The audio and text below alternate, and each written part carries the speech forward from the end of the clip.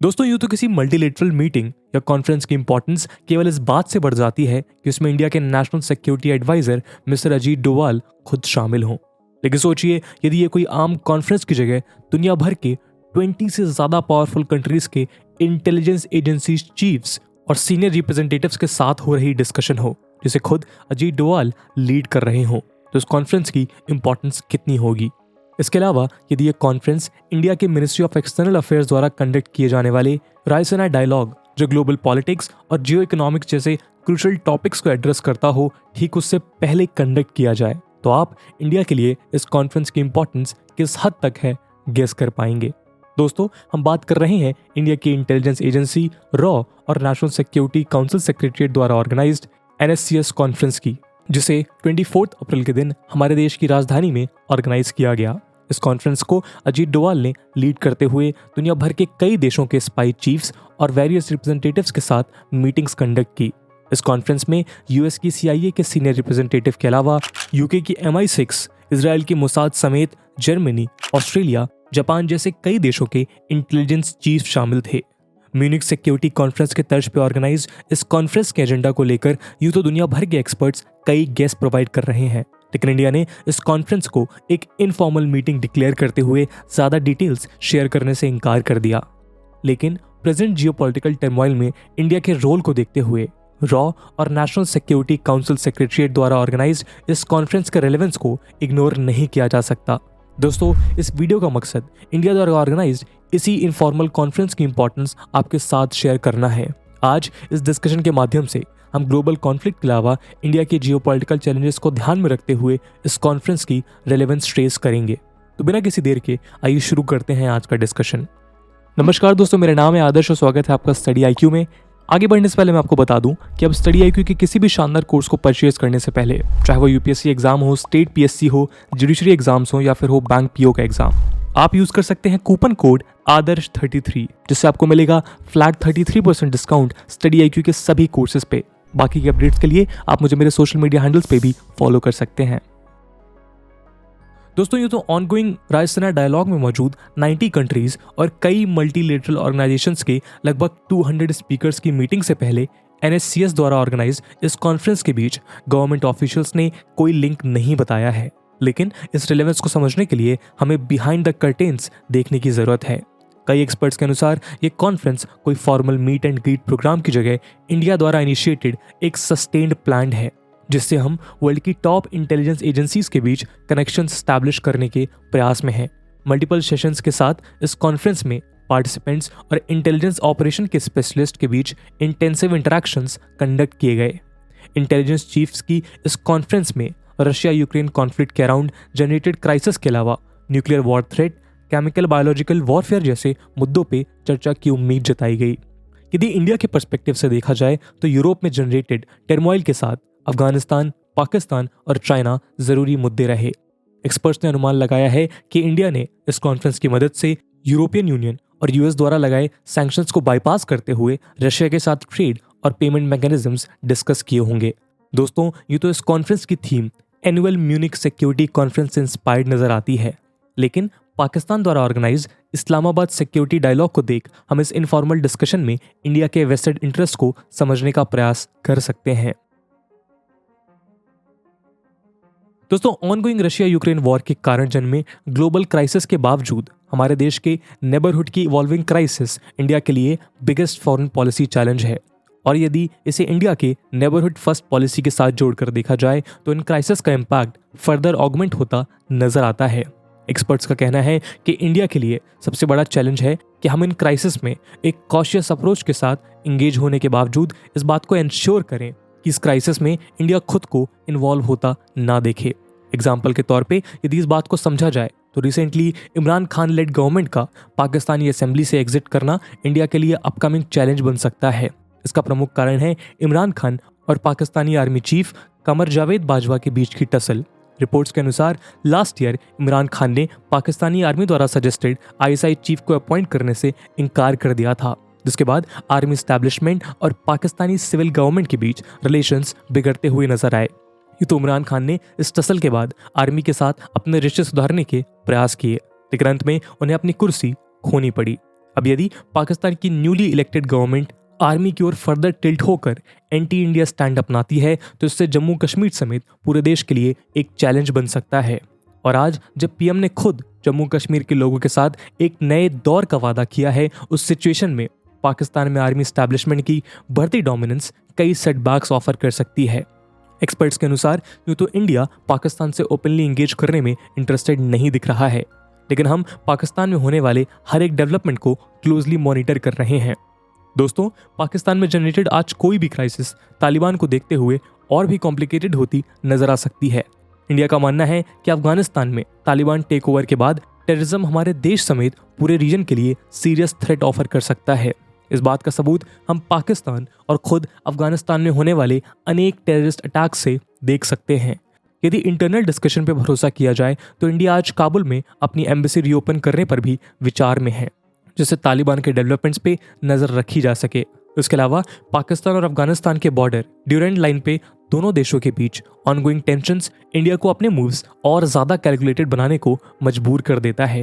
इन सारे recent turmoils को देख इस बात में कोई शक नहीं है कि इंडिया द्वारा कंडक्टेड ये कॉन्फ्रेंस हमारे सिक्योरिटी इंटरेस्ट को सिक्योर करने में क्रूशल रोल प्ले कर सकती है।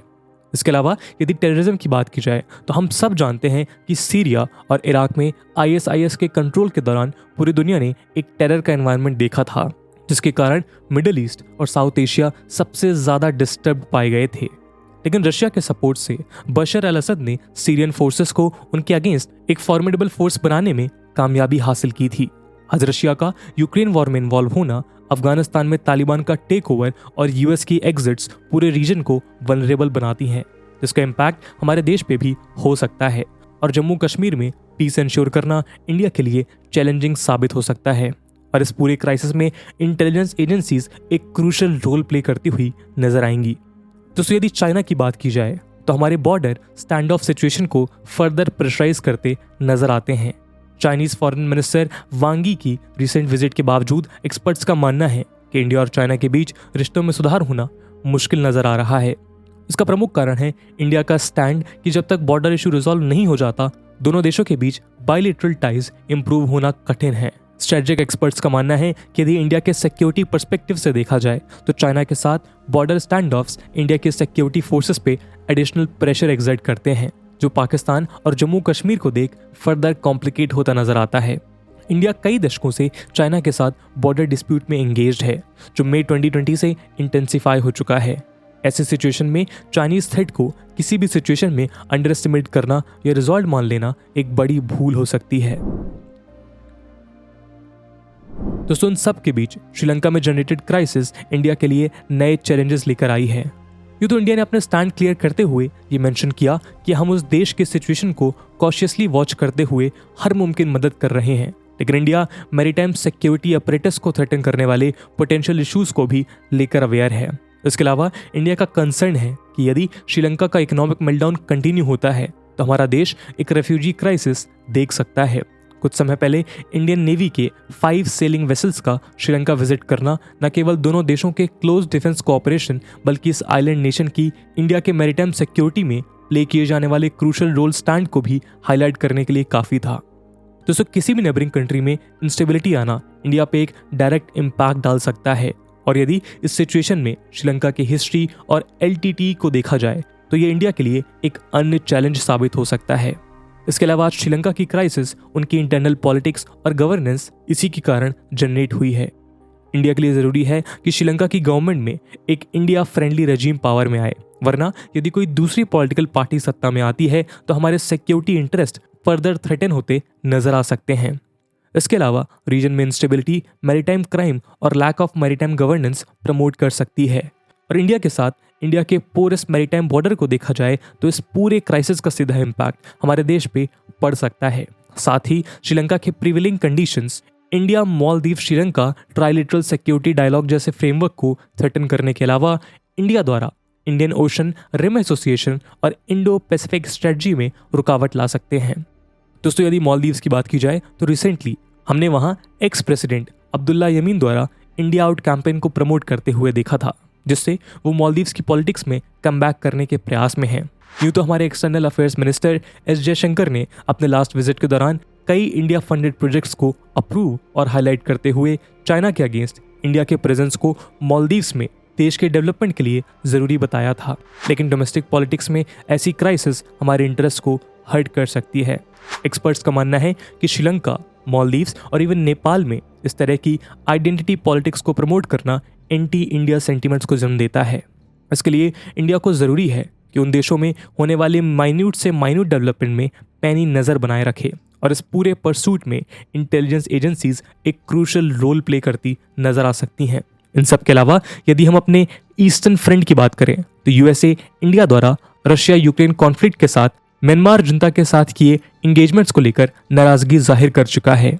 यूएस ने श्रीलंका द्वारा hosted Bay of Bengal Initiative for Multi Sectoral Technical and Economic Cooperation BIMSTEC summit में इंडिया और म्यांमार रेजिम के बीच हुए ज्वाइंट पार्टिसिपेशन से डिफर किया था।